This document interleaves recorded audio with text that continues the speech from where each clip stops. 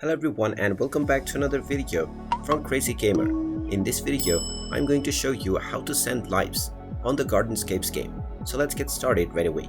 First of all, open up the Gardenscapes game and then progress through the basic levels, which will show you the basic interface of the game and how the level progression will work. Now complete the first few levels, and when you complete level 6, you will gain access to the teams menu at the bottom left corner. If you tap on this, you will be told how the team system works. Now once you reach level 36, you will be able to add friends as well. And once you have friends, tap on the friends icon at the bottom left corner, and now you will see the send button. Tap on send and you will be told to choose the friends that you want to send the lives to.